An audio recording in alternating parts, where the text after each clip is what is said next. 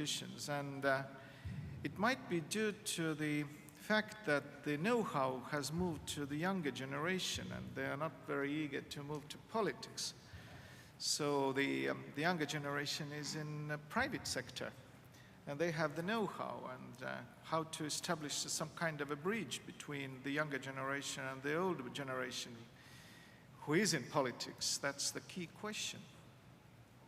Thank you. Minister Baker. Well, I'm not a politician, but my job is to try to speak to politicians about the threat environment and get their attention. And I think one of the things that we lack when we talk about the cyber threat is imagery. I was up early this morning, turned on the TV, and of course, everybody's on the CNN channel, and everybody's glued on the events that took place in Times Square and the investigation that's going on. And I think that if you look at what's happened there in and of itself, if this happened 10 years ago, it would be an interesting news story, but might not even be the first story. What makes it so compelling right now is the imagery that goes with that, because we can identify with what happened a number of years ago in New York City. And in the case of cyber crime, cyber threat, we have to do a better job, I think, of being able to put a face to the victim, a face to the weapon, a face, what does cyber blood look like?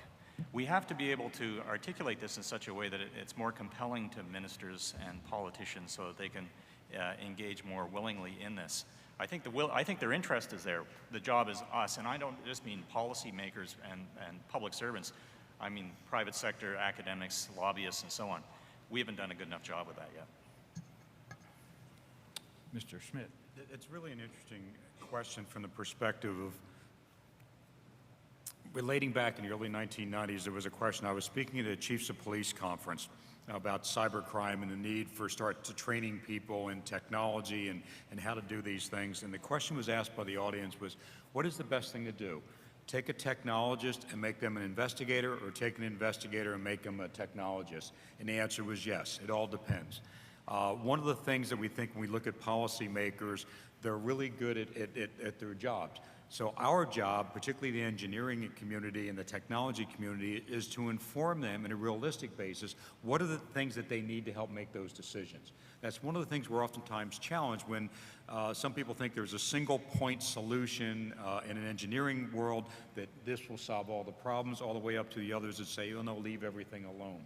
So having some valid discussions with policymakers that is done at their level, so they can understand it, and your point, Bill, is very, very, very true in the imaging piece. Be able to articulate these things in a manner in which they can understand it and relate to it.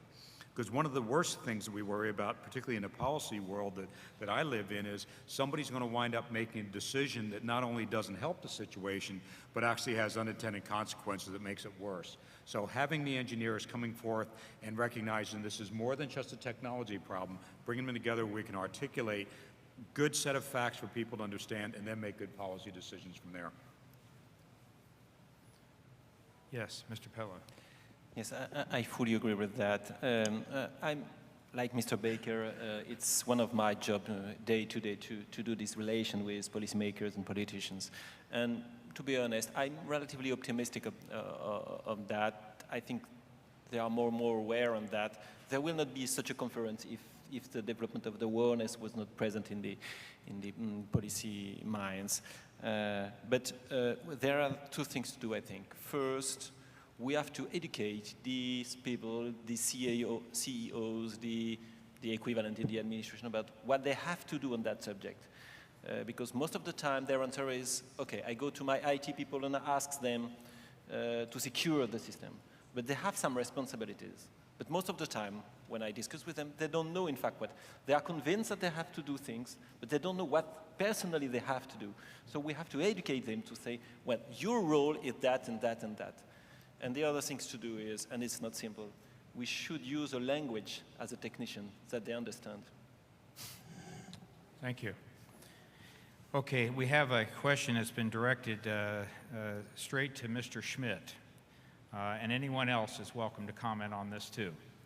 What are your thoughts, and I remind everyone that Mr. Schmidt, as of the 22nd of December of 2009, was appointed as our first White House cybersecurity coordinator with enormous responsibilities and actions on his plate.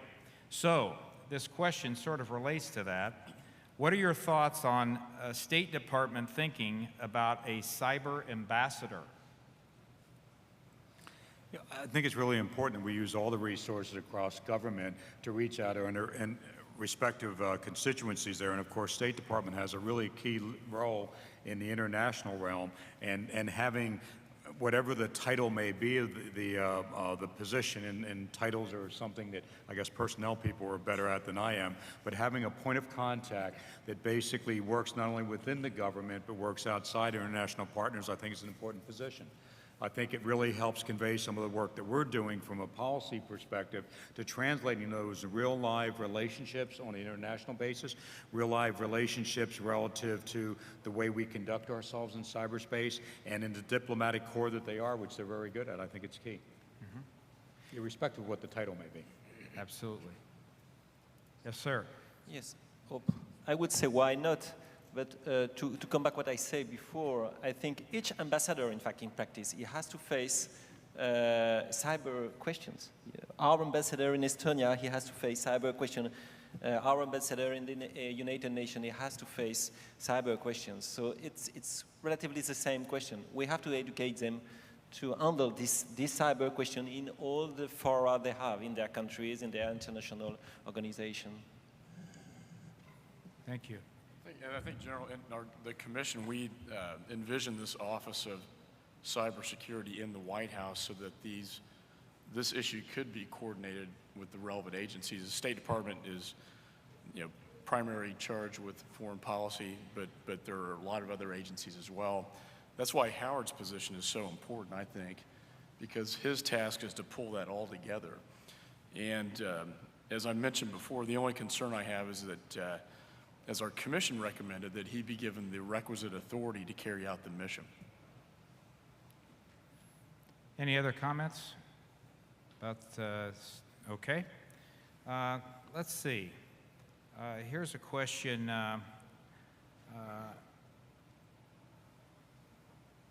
Do you see a future global cybersecurity summit in the same type form as the recent Global Nuclear Security Summit that was held in Washington, D.C.? Do you see the future for that type of activity? Comment? I think my simple answer is yes. It's a great idea. Good idea, but we're not ready yet. Yes, this is a very good idea, but we should also bear in mind what happened in Copenhagen with the global warming. So we shouldn't do things like they did in Copenhagen.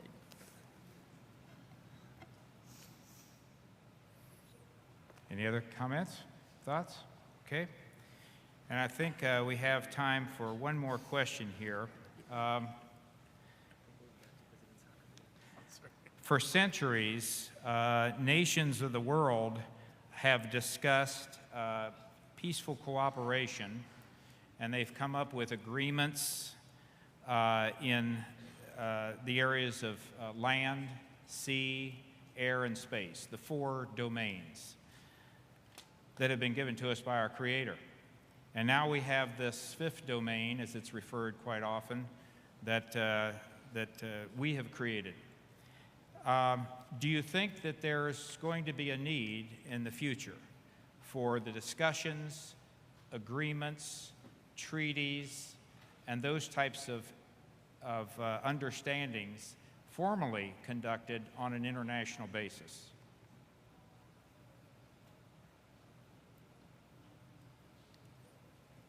In other words, formal agreements and treaties, the same way as we have on land, air, sea, and space. Well, I think number one, if you look at